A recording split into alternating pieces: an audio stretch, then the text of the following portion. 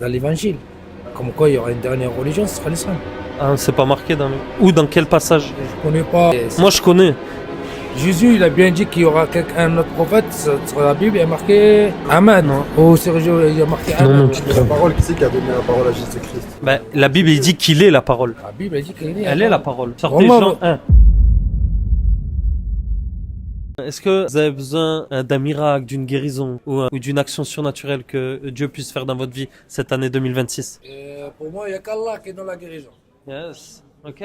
Est-ce que t'as besoin de qu'il te guérisse cette année? Il suffit de prier et t'es guéri, le bon Dieu. C'est vrai. Est-ce que t'as déjà vu des guérisons, des miracles à nous partager? Ouais, la Mecque. C'est quoi genre de miracle? L'eau Zamzam. L'eau Zamzam. Ça veut dire quoi? L'eau miraculeuse. Miraculeuse. Et est-ce que t'as vu d'autres miracles? T'en as vu, mais ici.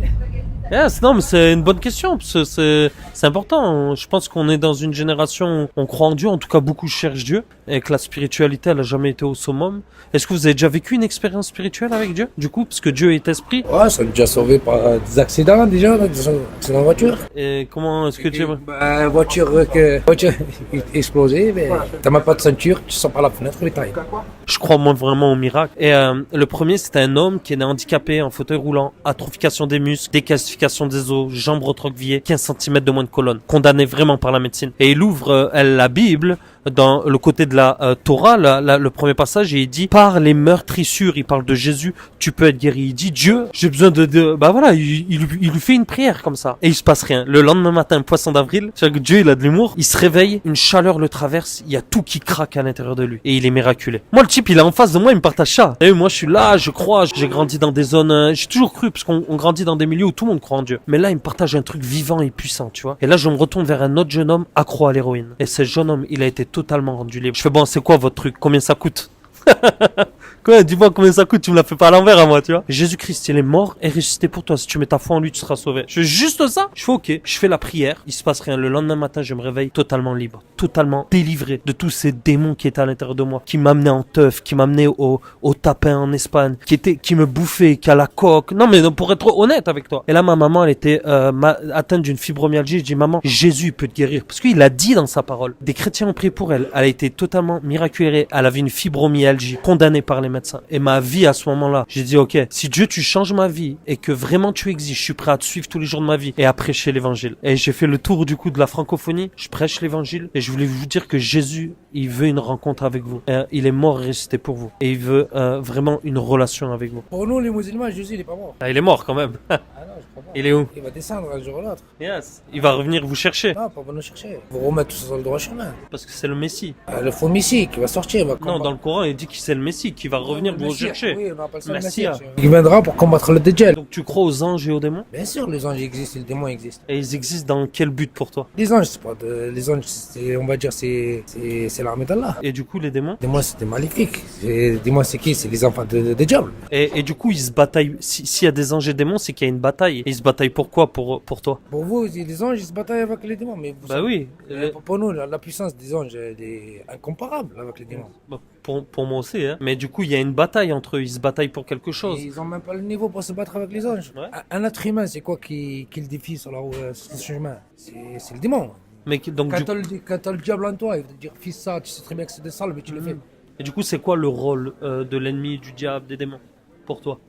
Le rôle de l'ennemi. Je sais pas, tu fais des biens aux gens et tu fais des biens à ton créateur et t'inquiète pas, tu seras protégé.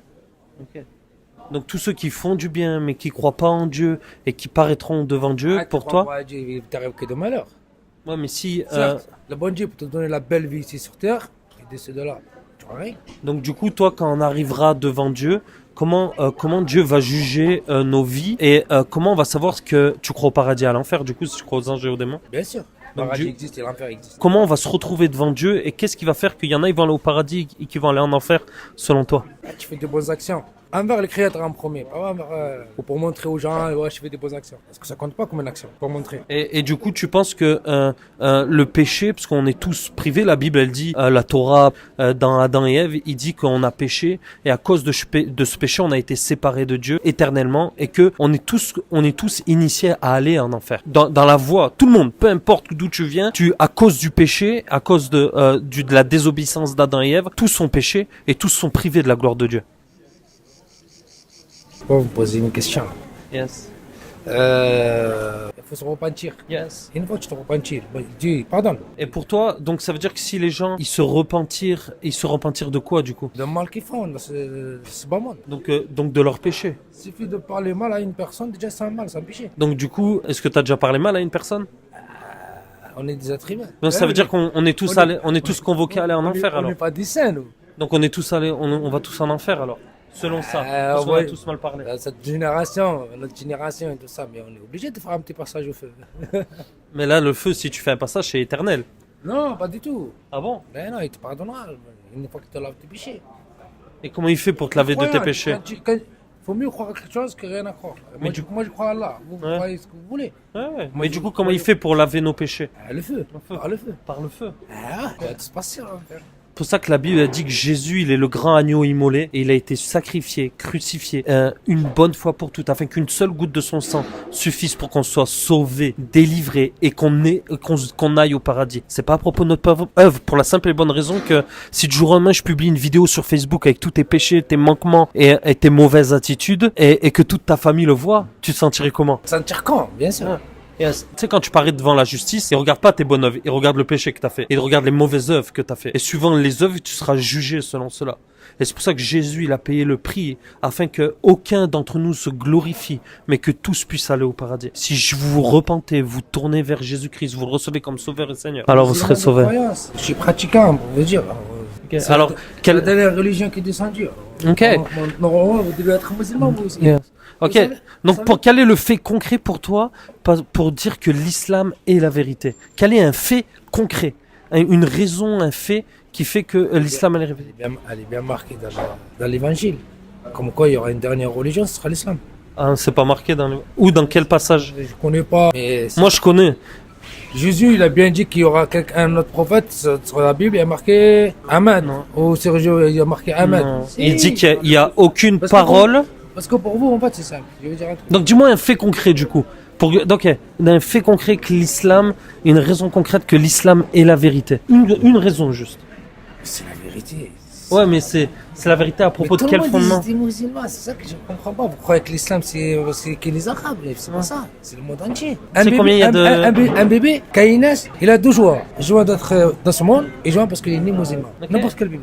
Et donc, du coup, c'est quoi le fait concret qui nous permet de croire que l'islam, si on veut convertir le maximum de gens à l'islam, quel est le fait concret qui fait que l'islam est la vérité? Quelle est la raison aujourd'hui? L'islam, c'est la paix. Les bouddhistes aussi, c'est la paix. Du coup, les bouddhistes aussi, c'est la paix. Hein? Les bouddhistes aussi, c'est la paix. Ils croient en bonhomme. Vous avez déjà vu Dieu? Non. Moi, j'ai fait une rencontre personnelle qui a changé littéralement ma vie. Peut-être qu'il vient me rendre visite dans vos rêves, comme chez nous. Selon ce qui est écrit dans la Bible. Mais jamais de la vie, tu vas croiser ton Dieu. Mais impossible. Imagine. Moïse ne l'a pas croisé? Il a jamais vu. Attention. Moïse, il a jamais vu. Il a parlé, communication directement. Mais il a jamais vu. Okay. Mais donc, du coup, Dieu s'est manifesté comment à Moïse? Il s'est manifesté en forme d'un feu.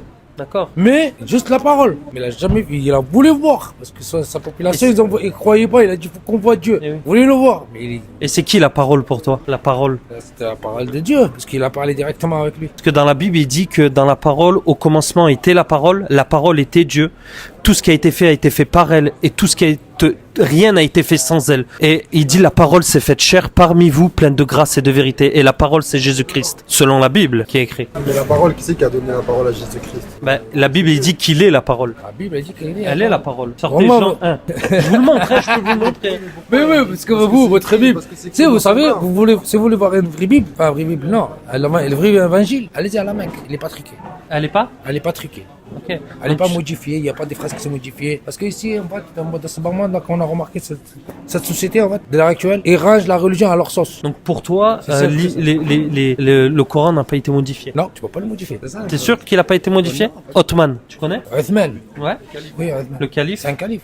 Donc qu'est-ce qu'il a fait Othman le calife pendant une période? Vu qu'il y avait beaucoup plus de versions Coran, il y a des versions qui avaient 13 chapitres, 15 chapitres, 113, 115. Il a juste aligné. Il les a tous rassemblés, il les a tous brûlés et il en a fait un. Il a dit que c'était la standardisation. Pourquoi? Parce que autour de lui il y en avait plusieurs et en fait ça commençait à avoir il commençait à avoir de gros débats, de grosses choses. Et comme c'était un homme politique de pouvoir, il les a tous brûlés. En tout cas, je voulais dire que Jésus vous aime, soyez bénis les gars. Donc quel est le fait concret que l'islam c'est la vérité? Et je vous laisserai sur ce mot-là. Parce que c'est la Vous vérité. donnez la parole sur ça. C'est la dernière religion qui est descendue. Et pour toi? Après, il n'y a pas de fait concret. Tout le monde croit en ce qu'il veut.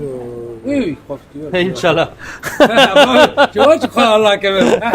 Je crois en Dieu. Mais soyez bénis, merci d'avoir pris le temps. Soyez bénis les gars et que Dieu vous bénisse.